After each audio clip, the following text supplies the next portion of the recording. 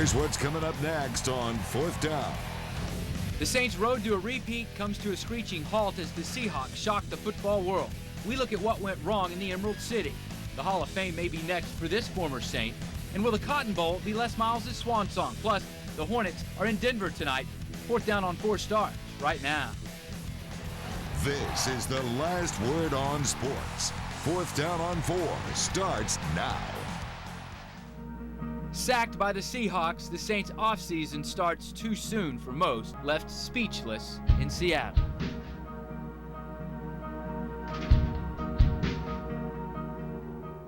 Welcome into Fourth Down. Football in February will be someone else's luxury this season. The Saints went in as 10-point favorites yesterday, went up by 10, but couldn't get by the Seahawks. The breaks that went the Saints' way a year ago just never materialized this season.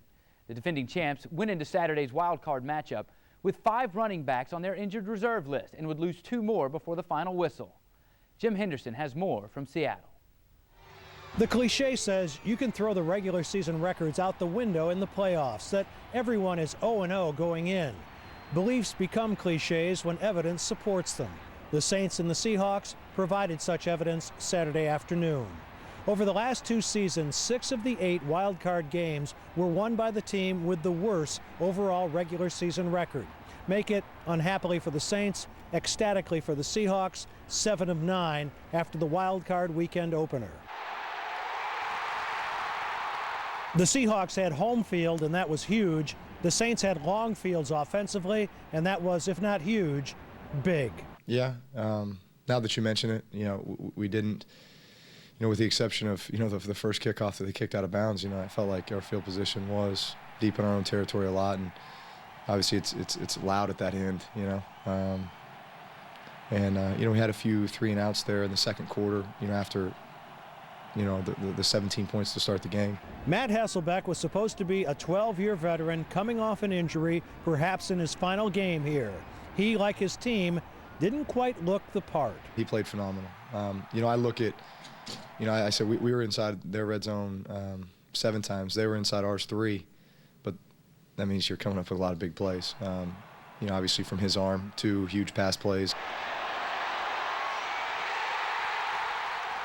In 16 regular season games, the Saints surrendered 13 touchdown passes, best in the NFL. Saturday, they surrendered 4 in 1 game, nearly a third of their entire regular season's total. Yeah, it's very shocking, especially when you prepared the way we did, everything we put into it, the things that we talked about all week. They didn't do a lot of different things that we weren't prepared for. At the end of the day, we got to be able to communicate better. We got to be able to cover our guys a little bit better, and we got to have better eyes. From a winner in one of the greatest upsets in Super Bowl history to the victim of the biggest upset as a road favorite in playoff history.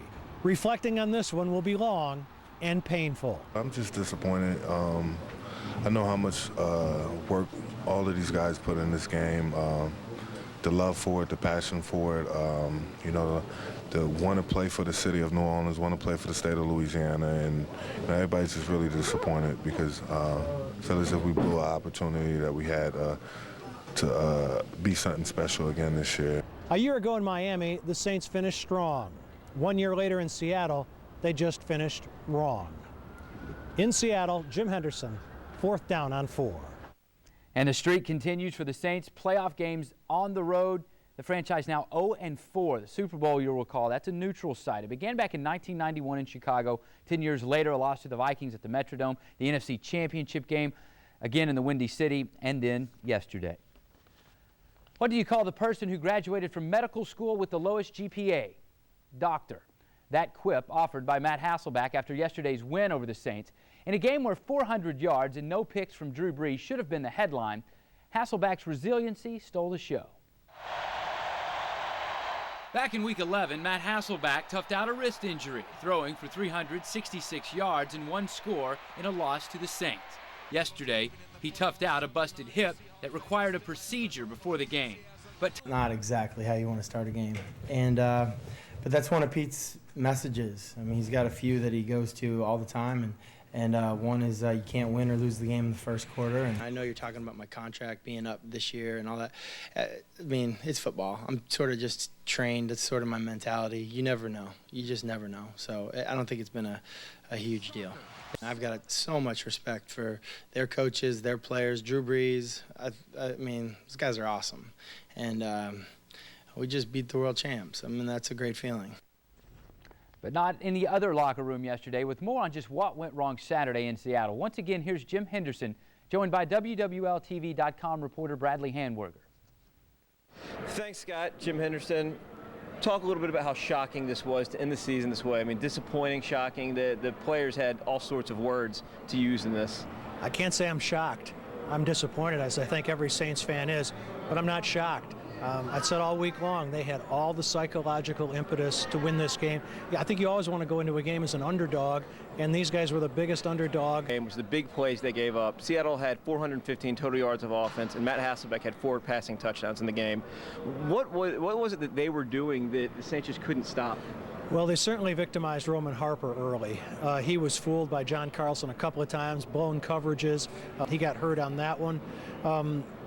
Brandon Stokely, that's another blown coverage, a 45-yarder for a team that really doesn't have a lot of downfield threats. So, I mean, that to me... Well, you talked to the guys in the locker room afterwards, and Darren and Roman both said their eyes were deceiving them. It's not anything they didn't expect, but you know, Roman talked about on the play where Carlson went down and then got up. He said that's something that should never happen, but he got caught looking on the inside with Carlson going down. So, you know, it's just veteran and good football by Seattle, really. Yes, and you look at some of the injuries that took place prior to this game. Saints didn't get much out of their tight end without Jimmy Graham. Missing some of those offensive players. They bogged down a little bit in the second and third quarter on offense. What was it that Seattle was doing that the Saints just couldn't get that rhythm back? You know, that's happened to the Saints a number of times. They've been a fast-starting team. Their differential in scoring in the first quarter is so pronounced, you can't get the momentum back. And maybe in a way, they kind of run out of plays after those first early series that usually are scripted. And the Saints have bogged down in the second quarter against Tampa last week. They bogged down in the second quarter of previous games, and that happened to them tonight. They bogged down in the second and third quarter when the Seahawks, I think, scored on 4 of their 5 possessions into the third quarter, late into the third quarter. Absolutely. And Alex Brown said afterwards, he's like, the one thing you can't do is take the win away from them. They played well, and the better team, he said, today at least moved on.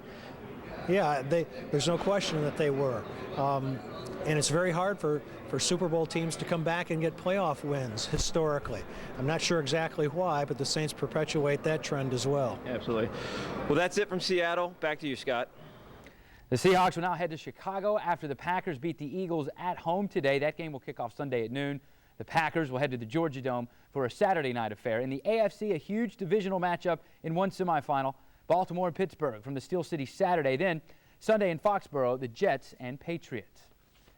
Last year's Super Bowl lagniappe was Ricky Jackson becoming the first player to enter the Hall of Fame as a Saint. Today, in the midst of a disappointing loss, we learn Ricky's bust could soon have some company. Former Saints offensive tackle Willie Roaf named one of 15 finalists for the Pro Football Hall of Fame today. Roaf spent 8 seasons in New Orleans before being traded to Kansas City. He was named to 11 Pro Bowls and 3 times was named first-team All-Pro. Also named a semifinalist today, New Orleans native Marshall Faulk. The Carver product was the 2000 NFL MVP. He also won a Super Bowl with the St. Louis Rams. Still ahead.